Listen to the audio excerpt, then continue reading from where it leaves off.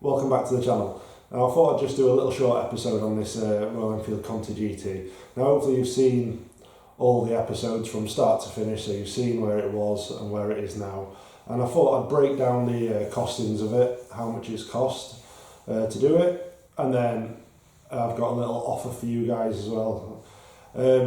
So all that's left to do on the bike now is get an MOT and register it. I have the dating certificate back now from the Royal Enfield Owners Club, and it is a 1969 bike, numbers matching, so that's great news. So next step is, when I'm back after my trip away with work, I'm going to get this down for an MOT, get it MOT'd, should pass hopefully, and then take it for some private road testing, take it for some spins, iron out the little bugs, but yeah, should all be good, and then get it registered with the DVLA. I've got it running tons better now, actually perfect to be honest. Need to test it under load, obviously, because that changes everything fueling wise, but tick over, warm up, all that is now super good. Found a little air leak, and that was causing my idling issues and basically stopping the air mixture screw having any control over the engine. So anyway, found that, tracked it down, nice easy fix in the end. So yeah, that's all done. So let's break down the costing of this bike. So obviously this is my uncle's old bike. Yeah, so this sat in the shed, in various sheds since 1977 I believe. That was the last tax that was issued on it. So that's when it was taken off the road. And it pretty much looked like this, other than being rusty, corroded, and yeah, just in a state of disrepair. We found out why it wasn't running with the electrical issue it had. Yeah, so that's it. So on to costings. How much did it cost? So I've broken it down into different categories. So I've got engine, electrical, frame, wheels and tyres, chroming, paint, etc. And I've kept them broad. I've added all my receipts up together and grouped everything together so it makes sense, because yeah, that's what you're doing it. So for the engine, so there was no reboring required and no machine work required. So it's had new bearings, new piston rings, new seals and gaskets, new electrical components, so stator, condenser points, all the carburetor parts are new. It's had new slide in the carburetor, new jets, everything to try and get everything perfect. So the whole cost to rebuild this engine was 684 quid. So £684. That includes the exhaust as well. That's in that bill.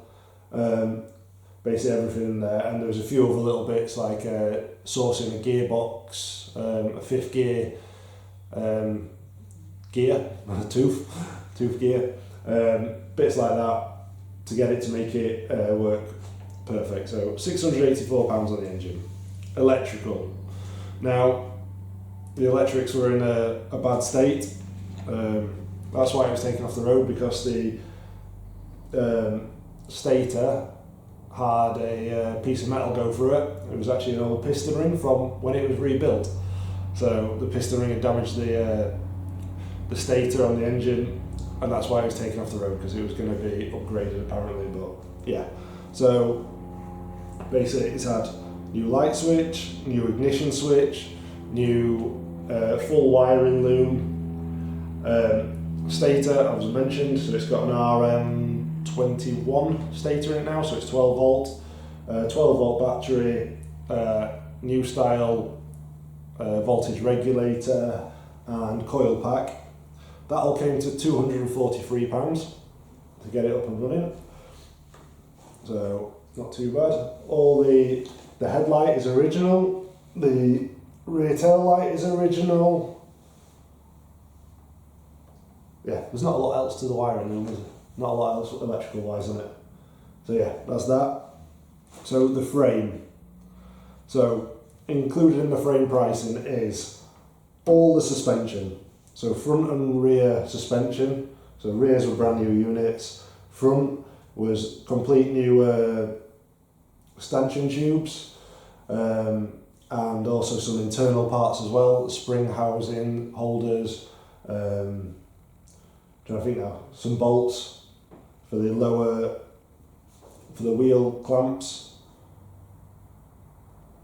yeah, the gaiters, frame, headstock bearings, bushings in the swinging arm, yeah, and various other fasteners and pieces like that. And the frame came to, basically the main expense on the frame by far was the suspension. Again, it's super simple, but the suspension came to £775. So obviously new Hagen shocks and the stanchion tubes are not cheap. So I think they alone were £200 for just the stanchion tubes. So it adds up pretty quick, the bill for that. That also included a new rear mudguard because that was broken. The chain is included in that bill as well. And what else is there? I think that's about it, but you get the picture. But there was £775 in the frame, which is a lot of money. Wheels and tyres. So again, a lot of money. So I think it was £130 on the rear tyre alone. The front tyre is a modern tyre, super cheap, £60. So a big saving there. And then 2 inner tubes at £20 each. Rim tapes, and then the big expenses. So the rims weren't salvageable and the spokes weren't salvageable. I've still got them, they're up there on the shelf, but it'd cost more to re-chrome than get new rims. But a full rebuild for the wheels that I did, new stainless steel spokes, new rims, new nipples for them, all new bearings, anything else? Yeah, new tyres, new rim tapes, everything associated with rebuilding the wheels was £802. It's a lot of money. Chroming, £160 headlight, which in hindsight I could have got a new one for cheaper than I had it chromed. Should have looked into that more before. The clip-ons re-chromed,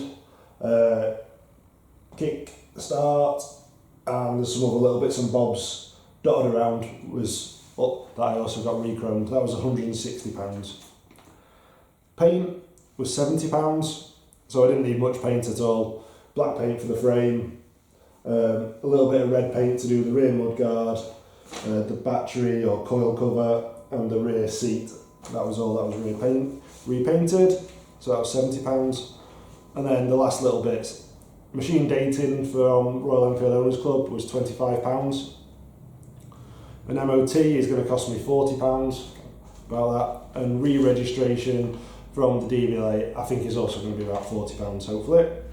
So that brings us to a grand total to restore this bike of £2,839.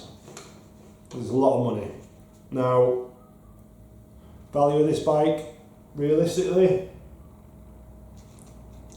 £3,500, £3,000, around that mark. So maybe it's worth more. Hopefully it's worth more in the future, but sentimental value for me this. It's not actually about the money. But it's cost almost as much in parts as it would have done to buy one of these bikes anyway.